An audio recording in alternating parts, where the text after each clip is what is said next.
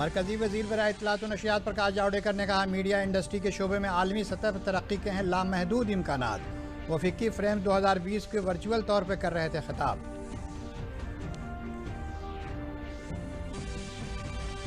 अमरीकी फौजी मुशीर एडवर्ड लुटवाक ने की वज़ीर-ए-आज़म नरेंद्र मोदी की सरहदी सिक्योरिटी से मुतालिक कोशिशों की सताइश। उन्होंने इसे ताकत के तवाज़ुन से किया ताबीर।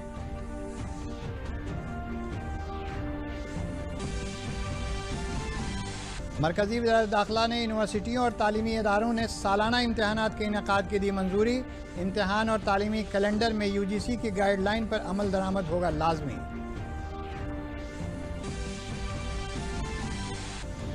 और टिड्डी दल के जरिए रियासत के बुंदेलखंड इलाके में बड़े हमले। किसानों को टिड्डी दलों से बचाने के लिए रियासत के महकमा ज़राअत मुसलसल कर रहा है निगरानी और एहतियाती इक़दाम। आदाब, मैं हूँ फरीद आरिफ सिद्दीकी और अब खबरें तफसील से। फिक्की फ्रेम 2020 को वर्चुअल तौर पर खिताब करते हुए मरकजी वजीर बराए इत्तलात व नशरियात प्रकाश जावड़ेकर ने कहा कि मीडिया और सनती शोबे में आलमी सतह पर तरक्की के काफ़ी इम्कानात हैं। कोविड-19 ने हमें एक मौका फराहम किया है कि हम नए सिरे से ये सोचें कि कैसे हम कम्युनिकेशन कर सकते हैं। उन्होंने कहा कि हुकूमत ने इस शोबे को कई तरह से मदद करने का फैसला किया है। of Indian media and entertainment sector cannot be stressed enough. The content we produce, television, film and digital original, is consumed in over 150 countries. The sector generates millions of jobs, significant revenues, and despite the impact of COVID, it is growing at a good pace. There is need for more entrepreneurs, founders and leaders in the media and entertainment sector to steer the industry forward. We need more innovation, origination and ownership. And the Government of India stands shoulder to shoulder with the industry in achieving all this. वज़ीर मुमलिकत बराए मालियात अनुराग ठाकुर ने कहा है कि भारत की media industry काफ़ी हद तक इश्तिहारात पर मुनहसर है, जबकि ग्लोबल सतह पर ऐसा नहीं है। उन्होंने कहा कि ग्लोबल सतह पर डिजिटल प्लेटफार्म अच्छा मुजाहरा कर रहे हैं और हमें देखना होगा कि कहां पर मौक़े दस्तयाब हैं। इसके साथ ही अनुराग ठाकुर ने कहा कि फिक्की के ज़रिए आप अपनी आवाज़ हुकूमत के साथ साथ सनती शोबे और ग्लोबल प्लेटफार्म तक पहुंचा सकते हैं। डीडी इंडिया के साथ एक खुसूसी इंटरव्यू में अमरीकी फ़ौजी मुशीर एडवर्ड लुटवाक ने वज़ीर-ए-आज़म नरेंद्र मोदी के सरहदी सिक्योरिटी को फ़रोग़ देने के मंसूबे की सताइश की। उन्होंने कहा कि भारत के पास जापान, US और इजराइल जैसे मामिन मुल्क हैं, लेकिन चीन के पास सिर्फ एक पाकिस्तान है। Modi is focused on infrastructure. I mean, I'm not a pro-Modi person. I'm not an anti-Modi person. But his focus on infrastructure is very real. India has allies. China does not have allies, only Cambodia, because the Cambodians are squeezed by the Vietnamese. And the other ally it has is Pakistan.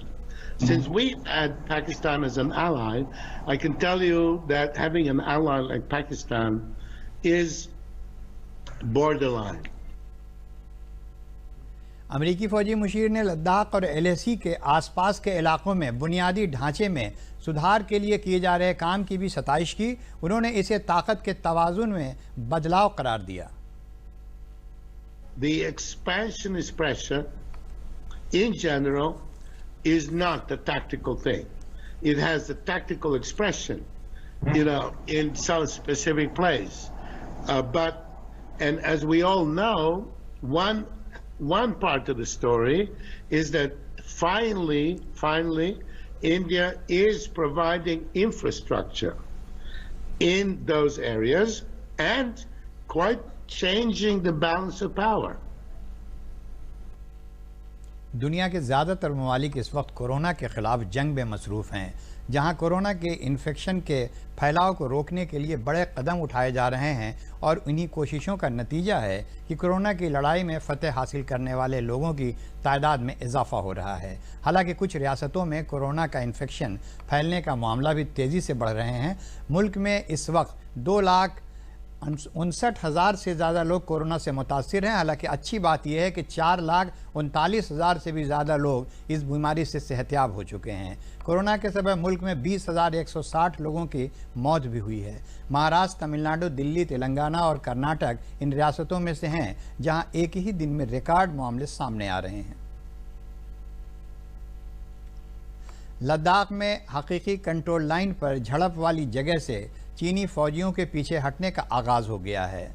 ज़राए से मिली इत्तला के मुताबिक चीनी फौजी अपनी जानिब से हकीकी कंट्रोल लाइन से पीछे हटते देखे गए हैं।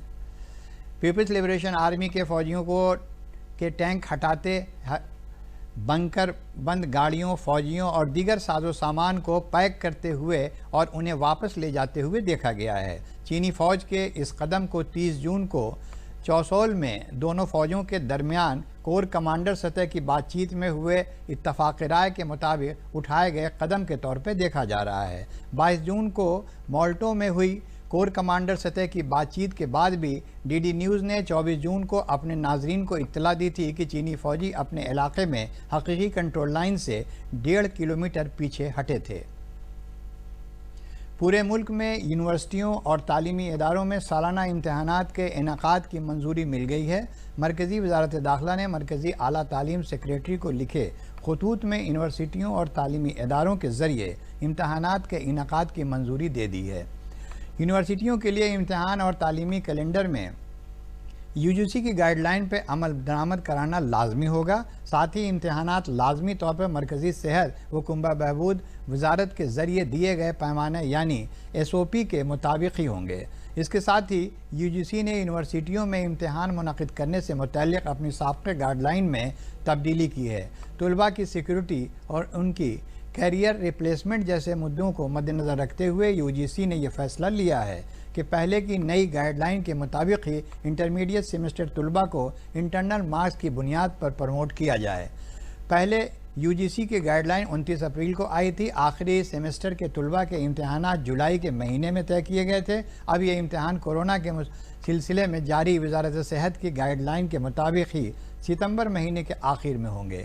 मरकज़ी वज़ीर बराए फ़रोग़ इंसानी वसाइल डॉक्टर रमेश पोखरियाल निशंक ने भी ट्वीट करके इसकी इत्तला फराहम की है।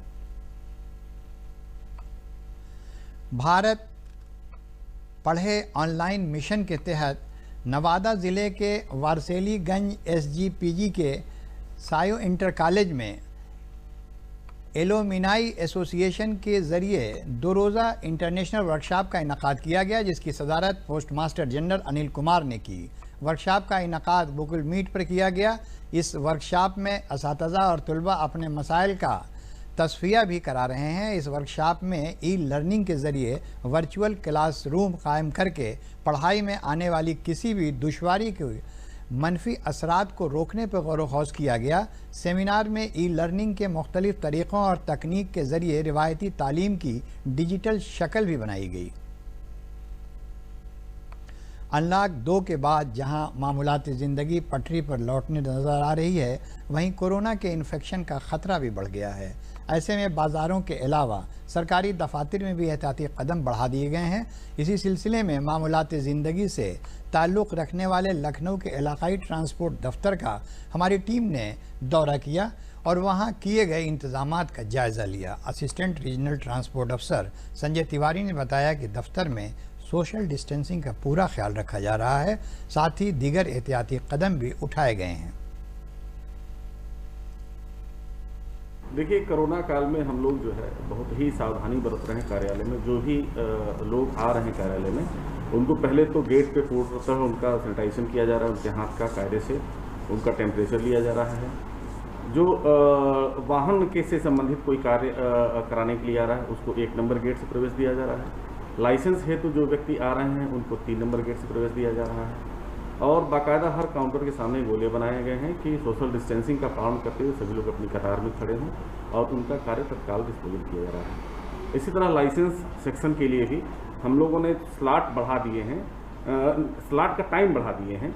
और एक्चुअली अब 10 से लेकर के 12, 12:30 से 2:30 और 3 से लेकर के 5, ये 3 स्लॉट बनाए गए हैं, जिससे कि ज़्यादा टाइम ऑफ स्पेंड मिले लोगों को और ज़्यादा समय तक कार्यालय में काम हो और लोगों का काम आराम से हो जाए बिना किसी भीड़ भाड़ के। कोरोना की वबा के दौरान पूरी दुनिया में जहां हाहाकार मचा हुआ है, वहीं भारत भी इस वबा से जूझ रहा है। इसके बावजूद वज़ीर-ए-आज़म नरेंद्र मोदी लगातार लोगों को आफत में मौक़े तलाश करने और खुद कफील बनने की बात कर रहे हैं। ऐसे में इनके पार्लिमानी हल्के वाराणसी के नौजवान सनतकारों ने वज़ीर-ए-आज़म के खुद कफील भारत मिशन को रफ्तार देते हुए पीपीई किट और मास्क बनाने का काम शुरू किया, तो DRDO ने भी उनकी तरफ मदद का हाथ बढ़ाया है। हुए कुछ छोटी तब्दीलियों के साथ उनकी तैयार करदा मसनूआत को अप्रूव कर दिया, जिससे इसका मयार मुफीद बेहतर हो गया। DRDO के ज़रिए अप्रूव होने के बाद इन नौजवान सनतकारों ने खुशी का इजहार किया और हुकूमत का शुक्रिया अदा किया। इसके साथ ही महीने में 5000 किट बनाने वाली इस कंपनी ने अब महीने में 10,000 PPE किट बनाने की सिमत में कदम बढ़ा दिया है। इसके अलावा यहाँ डिस्पोजेबल बेडशीट भी बनाई जा रही है, जिसे एक बार इस्तेमाल करने के बाद ज़ाया कर दिया जा सके, और ये पूर्वांचल की पहली ऐसी यूनिट भी बन गई है जिसे DRDO के ज़रिए अप्रूव किया गया है। प्रधानमंत्री जी का जो सपना है आत्मनिर्भर भारत बनाने का, उसकी तरफ हम लोगों ने एक कदम उठाते हुए हम लोगों ने PPE किट और अन्य मेडिकल जो क्लॉथिंग का सामान होता है उसको बनाने का काम शुरू किया। पहले हम लोग साड़ी और सूट वगैरह का काम करते थे, जिसके लॉकडाउन की वजह से पूरा काम एकदम बंद हो गया। तो हम लोगों ने आत्मनिर्भर भारत को देखते हुए इस काम को करने की शुरुआत की, जिसके लिए हम लोगों ने बहुत से कठिनाइयों का सामना भी करना पड़ा, लेकिन यहाँ के जिला उद्योग केंद्र और राज्य सरकार की तरफ से काफ़ी अच्छा हमको सहयोग प्राप्त हुआ, जिसकी वजह से हमें DRDO से जो अप्रूवल मिलता है, OFC कानपुर से हमको अप्रूवल मिल गया। हमें हमारे सारे सैंपल 7 सैंपल हम लोगों ने अप्रूवल के लिए भेजे थे, जो कि सब पास कर दिए गए। तो उसके बाद थोड़ा एक हौसला बढ़ा और हम लोगों ने इस काम को और तेज़ी से आगे बढ़ाने की कोशिश की, जो कि हम लोग आज 10,000 PPE किट के आसपास बनाने की तरफ कदम बढ़ा रहे हैं। अब मैं पैंट शर्ट सिलने का काम करता था। लॉकडाउन लगने के कारण मेरा काम धाम बंद हो गया। पता चला भैया के यहाँ PPE किट बनाने का काम चल रहा है। मैं आया, भैया से संपर्क किया और मेरा ट्रायल हुआ। अब फिर मैं यहाँ पर आकर काम करने लगा, जिसकी वजह से मेरा रोजी रोज़गार चलने लगा, घर चलने लगा। मैं बहुत ही परेशान था और समस्त भाइयों से भी यही कहना है सिलाई करने वालों का कि वो भी आए यहाँ पर और यहाँ पर आकर अपना काम करें। मुरादाबाद में उत्तर प्रदेश खादी व देही सनद बोर्ड के नायब सदर गोपाल अंजान ने सहाफ़ियों से गुफ्तगू करते हुए कहा कि कोरोना के सबब दीगर रियासतों से लाखों की तादाद में लौटे महाजिर मजदूरों के सामने रोज़गार का मसला न पैदा हो, इसके लिए रियासती हुकूमत सभी अजला में महाजिर मजदूरों को रोज़गार के मौक़े दस्तयाब करा रही है। उत्तर प्रदेश का खादी व देही सनद बोर्ड भी खादी के ज़रिए रियासत के सभी अजला में रोज़गार मुहैया कराने के सम्त में काम कर रही है, जिसके लिए रियासती हुकूमत ने रियासत के 8 डिवीज़न में खादी तरबियत मराकज़ खुलवाने का भी फ़ैसला लिया है, जहां हुकूमत महाजिर मजदूरों को न सिर्फ खुद कफील रोज़गार मुहैया कराने जा रहा है, बल्कि उनके लिए मुफ्त ट्रेनिंग का इंतज़ाम भी कर रही है। साथ ही हुकूमत की मुख्तलिफ अवामी बहबूद स्कीमों का फ़ायदा भी मजदूरों को दिलाकर उन्हें खुद के रोज़गार की तरगीब भी दी जा रही है। जो हम खादी के माध्यम से बदकतिन है, बुनकर है, उसकी जो पीड़ा उसका कष्ट लोगों ने देखा है, उसके खाते में हम आज पैसा डाल रहे हैं और इस काम को और आगे बढ़ाएंगे। जो लोग सूरत से आए हैं, अहमदाबाद से आए हैं, गुजरात से जो लोग आए हैं, मुंबई से जो लोग आए हैं, जो लोग कपड़े का काम जानते हैं, उनको वहीं पर उनका स्ट्रक्चर खड़ा करके उनको गांव में ही उनको काम करने की दिशा में प्रशिक्षित करते हुए भी जो प्रशिक्षण प्राप्त उनको काम की दिशा में, और जो लोग प्रशिक्षण प्राप्त नहीं उनको और प्रशिक्षण देकर और उनके पैरों पर खड़ा करने का काम करेंगे। आप निश्चित रहिए, योगी जी की सरकार में कोई भूखा रहने वाला नहीं है। आओ हम सबका आह्वान करते हैं उत्तर प्रदेश के 75 जनपदों के निवासियों का, आओ खादी ग्रामोद्योग बोर्ड आपका आह्वान करता है, हमसे मिलो। हमारे प्रधानमंत्री रोजगार योजना में, मुख्यमंत्री रोजगार योजना में, अटल जी पंडित दीनदयाल उपाध्याय योजना में, अटल योजना में, आप जिस योजना में आगे बढ़ना चाहते हो, हम आपका उंगली नहीं हाथ पकड़कर आपको रोजगार देना चाहते हैं। उत्तर प्रदेश का प्रवासी कतई अपने को निरीह न समझे। उत्तर प्रदेश में माननीय योगी जी छत्र छाया उन सबके साथ बनी हुई है। कोरोना की वबा के दौरान लोगों को रोज़गार के लिए दर दर की ठोकरें न खानी पड़े, इसके लिए अमेठी में ऑनलाइन रोज़गार मेले का इनेकाद किया गया है। लॉकडाउन के दौरान इसके खिलाफ वर्जी न हो, इसके मद्देनज़र ये ऑनलाइन रोज़गार मेला मुनक़िद किया गया। इसमें 7 कंपनियों की जानिब से एम्प्लॉयमेंट दफ्तर की वेबसाइट पर दरख्वास्त तलब की गई थी। अमेठी में 704 वैकेंसी हैं, जिसमें अमेठी से तकरीबन 455 लोगों ने मुख्तलिफ़ कंपनियों के लिए एम्प्लॉयमेंट दफ्तर की वेबसाइट पर ऑनलाइन दरख्वास्तें दी थीं, जिसका डेटा एम्प्लॉयमेंट दफ्तर से कंपनियों को मुहैया करा दिया गया है। ये 7 कंपनियां लोगों से फ़ोन कॉल या वीडियो कॉन्फ्रेंसिंग के ज़रिए इंटरव्यू लेकर उनका सिलेक्शन करेगी और बाद में मुंतखब उम्मीदवारों की फ़हरिस्त एम्प्लॉयमेंट दफ्तर की वेबसाइट पर मुहैया करा दी जाएगी।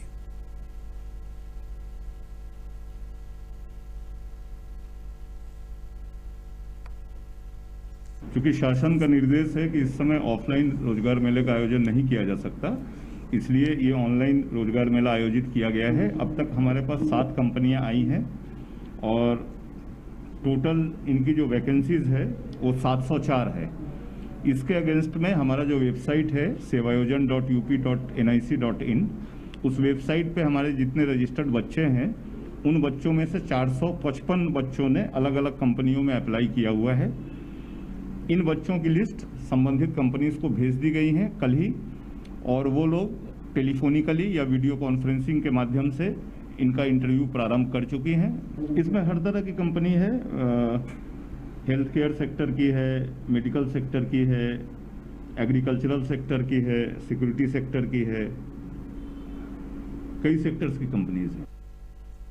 हरदोई में महकमा बेसिक तालीम में फ़र्जी डिग्री की बुनियाद पर नौकरी पाने वाले असिस्टेंट टीचर्स के ख़िलाफ़ रियासती हुकूमत के ज़रिए चलाई जा रही मुहिम के तहत 16 असिस्टेंट टीचर्स के ख़िलाफ़ पुलिस ने जालसाजी के ज़रिए बीएड की डिग्री हासिल करके नौकरी पाने के इल्ज़ाम में रिपोर्ट दर्ज कराई गई है। एडिशनल ज़िला मजिस्ट्रेट संजय कुमार सिंह ने बताया कि जांच में पहली नज़र में ये पाया गया कि इन असातिज़ा ने आगरा के भीमराव अंबेडकर यूनिवर्सिटी से बीएड की डिग्री लेकर असिस्टेंट टीचर की नौकरी हासिल की। जांच में उनकी डिग्री फर्जी पाई गई है। इसी बुनियाद पर इन असातिज़ा के ख़िलाफ़ सख्त कार्रवाई करते हुए पुलिस में रिपोर्ट दर्ज करा के आगे की कार्रवाई की जा रही है।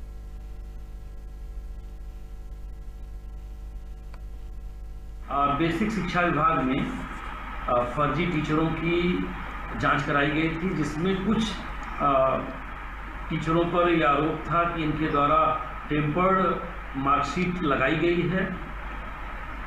यह मार्कशीट डॉक्टर भीमराव अंबेडकर विश्वविद्यालय आगरा की थी, वहां से जांच कराई गई और 16 लोगों के मार्कशीट फर्जी पाए गए, सभी को निकाल दिया गया है और सब इनमें से 5 लोगों के विरुद्ध एफआईआर दर्ज कराई जा चुकी है। शेष 11 लोगों के विरुद्ध एफआईआर दर्ज कराए जाने के लिए खंड शिक्षा अधिकारियों को निर्दिष्ट कर दिया गया है।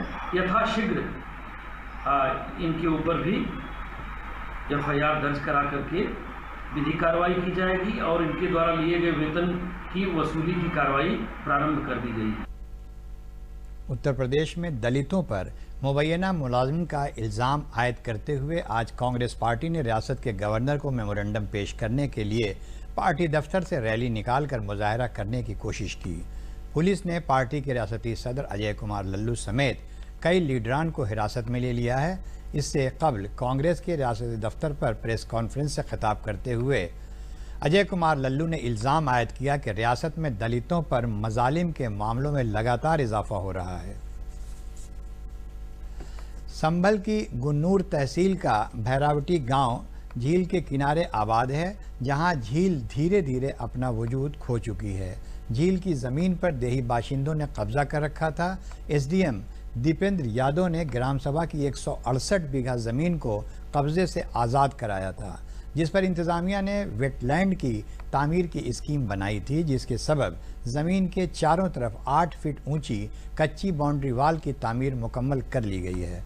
वेटलैंड में 40 बीघा ज़मीन पर मसनूई झील की तामीर की गई है। इस झील पर इंतज़ामिया ने 50,000 पौधे लगाने की स्कीम बनाई है। इस ज़मीन पर खेलकूद का मैदान बनाने की भी स्कीम है।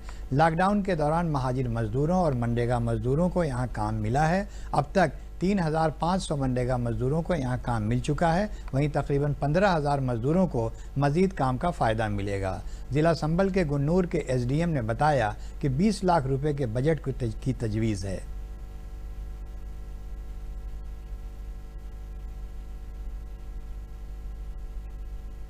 गांव घरावटी का रहने वाला हूं और यहां पे वेटलैंड बन रहा है और मनरेगा का कार्य मिला, हमें बहुत बहुत धन्यवाद। हमारे गांव में वेटलैंड बन रहा है। कोरोना की महामारी के तहत ये मनरेगा की में हमें काम कर रहे हैं, हमें झाड़ी ठीक मिल रही है। सरकार को धन्यवाद। यहाँ सारस को बचाने के लिए वेटलैंड का निर्माण किया जा रहा है। अच्छा।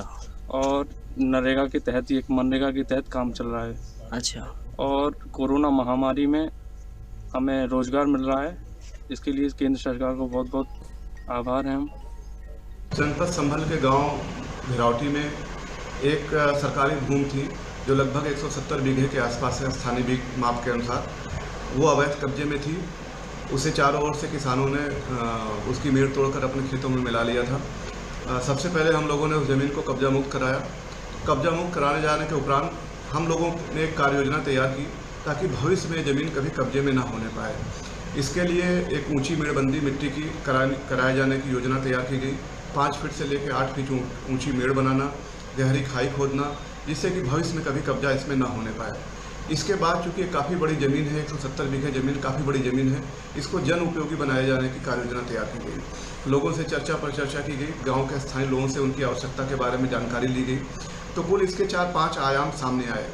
तो हम लोगों ने इसमें 50,000 वृक्षारोपण करने का निर्णय लिया है। इसमें एक कृत्रिम झील बनवाई जा रही है। इसमें जिलाधिकारी महोदय ने 20 लाख रुपए सैंक्शन कर दिए हैं। ये मनरेगा के तरफ से सरकार की एक योजना है, महात्मा गांधी कार्य रोजगार गारंटी योजना है। इसमें लगभग 3500 लोगों को काम अभी तक मिल चुका है और पूरे इस कार्य के दौरान लगभग 15,000 लोगों को कार्य मिलने की संभावना है कि लगभग 15,000 मानव दिवस होंगे जो लोग इस पे काम करेंगे।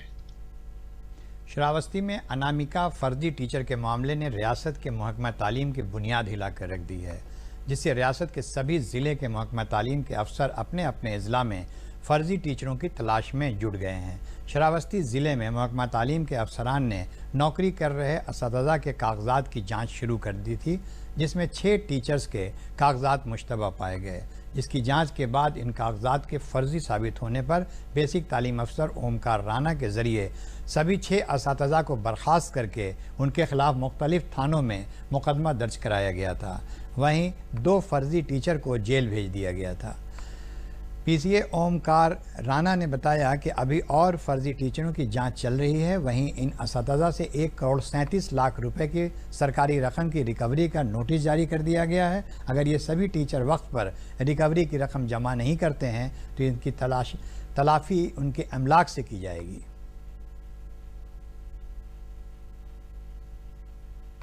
हम लोगों ने जो फर्जी टीचर थे जांच करा करके इनकी FIR दर्ज करा दी है और इनकी वसूली वेतन इन्होंने सरकारी शासकीय धन को इन्होंने वेतन के रूप में लिया था, उनकी रिकवरी की नोटिस हम जारी कर रहे हैं।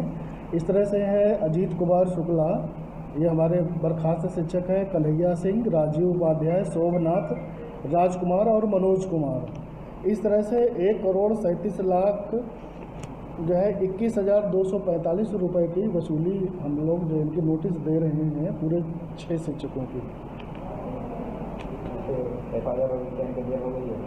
हाँ, इनकी FIR हो गई है और अजीत कुमार शुक्ला जेल जा चुके हैं, शोभनाथ जेल में है और बाकी की कार्रवाई गतिमान है। बुंदेलखंड के हमीरपुर ज़िले की राठ तहसील के गांव के आसपास टिड्डी दल के हमले देखने को मिले।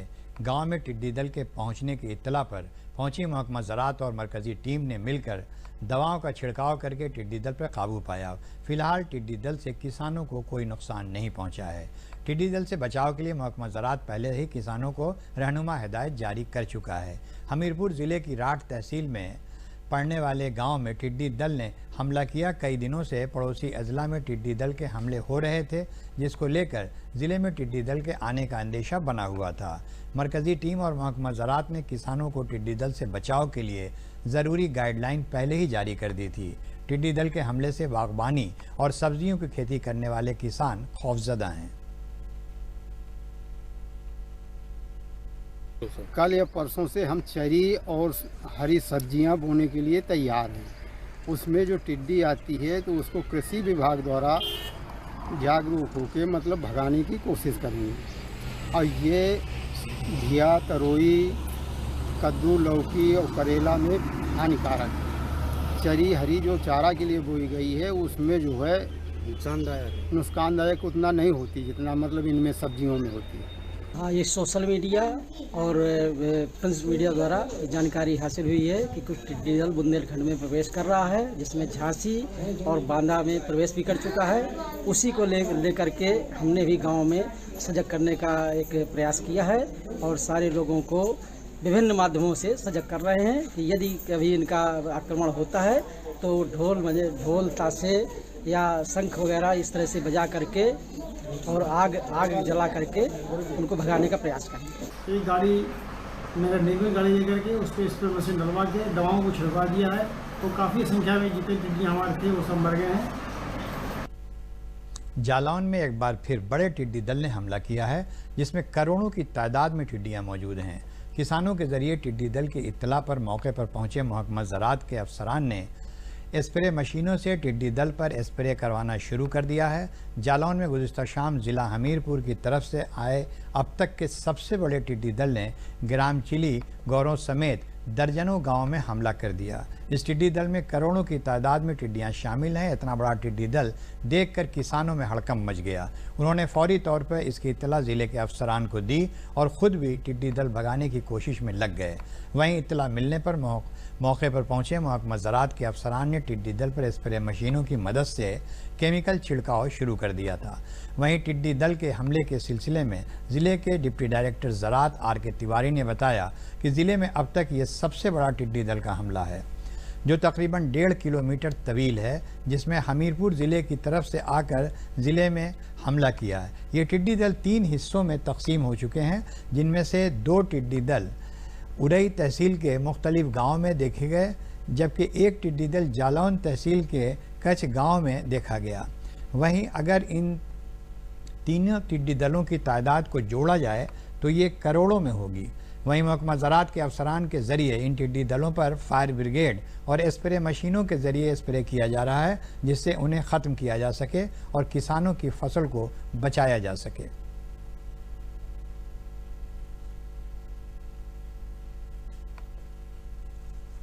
इसमें जनपद में आज हमीरपुर की तरफ से एक टिड्डी दल प्रवेश किया, जो रात होते हुए इस जिले के विकास खंड डकोर के जयसारी कला में टिड्डी दल के पहुंचने की रिपोर्ट प्राप्त हुई।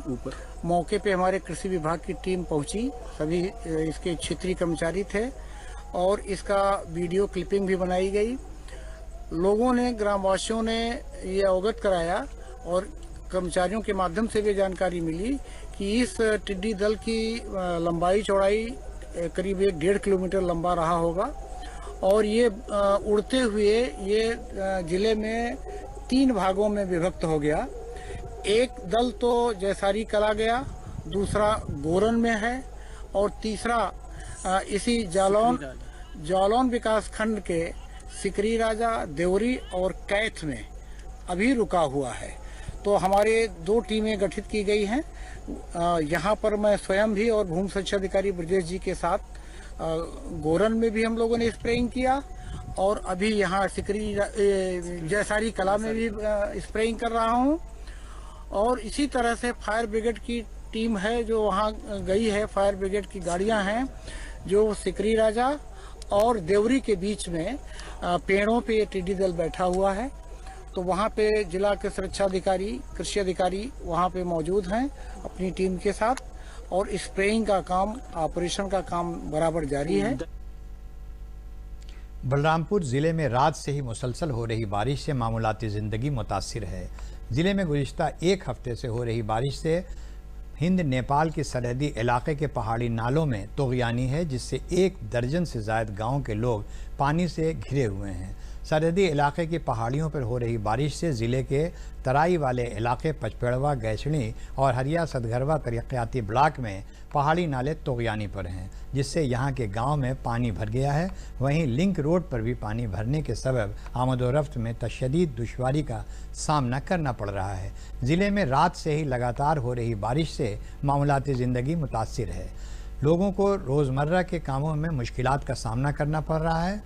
शदीद बारिश से लोग घरों में बैठने पर मजबूर हो गए हैं। ज़िला इंतज़ामिया के ज़रिए मुतासिरा इलाके में नाव का इंतज़ाम किया गया है। साथ ही राहत व बचाव के मद्देनज़र मुलाजमीन को भी तैनात किया गया है।